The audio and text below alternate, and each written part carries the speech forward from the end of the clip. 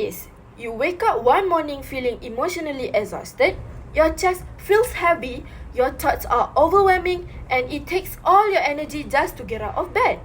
But instead of taking a break, you push yourself to go to school or work because taking a day off for your mental health isn't seen as valid. Now, imagine a world where mental health is treated with the same importance as physical health. And imagine being able to say, I need a mental health day, and having that decision respected without being judged by anyone. Good day, everyone. My name is Norfahana Liza, and I'm here to talk about why mental health days should be mandatory in schools and workplaces. This topic is deeply personal to me as a student and young adult navigating the pressures of academic and life. I have witnessed how mental health challenges can drain energy, impact performance, and hurt relationship. Yet, so often, these struggles are pushed aside or ignored. I firmly believe that implementing mandatory mental health days is a critical step toward improving well-being and creating supportive environments for everyone. Today, I will explain why this change is necessary. First, I will discuss the growing problem of stress and burnout among students and employees. Then, I'll show you how mental health days can provide an effective solution. And finally, I will help you imagine a future where mental health days are normalized, leading to happier and healthier individuals. First of all, the need for mental health days is clear when we consider the growing mental health crisis. According to the World Health Organization, WHO, depression and anxiety are among the leading causes of disability worldwide. In schools, students are overwhelmed by academic pressure, social challenges, and personal struggles. In workplace, employees face tight deadlines, long hours of working, and mounting stress. These pressures have very real consequences. In schools, mental health issues can lead to lower grades, poor attendance, and behavioral problems. They can either drop out of school also.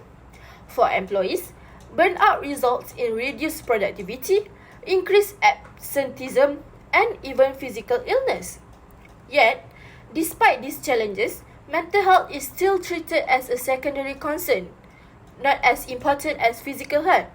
Taking time off for emotional well-being is often stigmatized. Taking time off for emotional well-being is often stigmatized. People are made to feel weak or unprofessional for needing a break, which only worsens their struggle. This stigma is not only harmful, but it also outdated. We don't hesitate to take sick days when we have the flu. So, why should it be any different for mental health?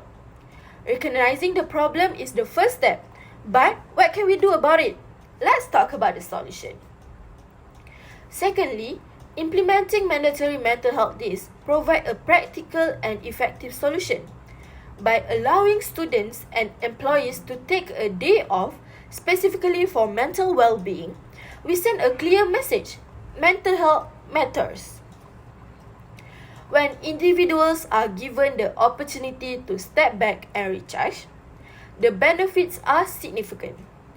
Research shows that companies that prioritize employee mental health see increased productivity, lower turnover rates, and happier workers. Similarly, schools that support mental health initiative report improved academic performance, better attendance, and fewer behavioral problems.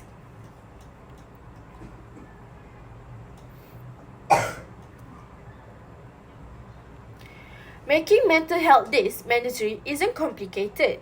Schools and workplaces could designate a certain number of mental health days per year. It's similar to sick leave. These days could be used without the need for extensive explanation or guilt that they feel. By doing this, we remove the stigma and create a culture where mental well-being is being valued and not stigmatized. Now that we have discussed the solution, let's imagine what the future could look like if we make Mental Health Day a standard practice. In addition, envision a world where mental health days are fully accepted and normalized. Imagine a student feeling overwhelmed by exams but knowing that they can take a day off to reset and seek help without fear of judgment. Picture an employee in a high-stress job feeling supported by their workplace to take a mental health day when they need it. This future isn't just idealistic, it's also achievable. Some countries and companies are already leading the way. For example, in Japan, several organizations offer mental health leave to employees so that they can reset and recharge their mental. In Sweden, schools focus heavily on mental well-being and the results are clear: healthier, happier, and more productive individuals. By normalizing mental health days, we break the harmful cycle of burnout and stress. We create an environment where people feel empowered to take care of themselves, both mentally and physically. And most importantly, we show that mental health is not a weakness but a vital part of being a human. To summarize, mandatory mental health days are essential for addressing the mental health crisis in schools and workplaces. They meet a critical need, offer a practical solution, and pave the way for a brighter, more compassionate future. Now, what can we do to make this a reality?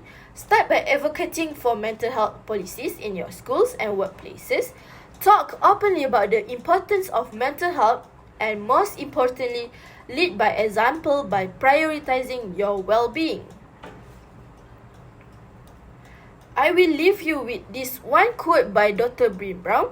When we deny our story, they define us. When we own our story, we get to write the ending that we want. So, let's own the story of mental health and write the ending where everyone has the support they deserve. We should make mental health days mandatory in schools and workplace to ensure everyone get the rest they need and to improve the well-being of ourselves. Thank you.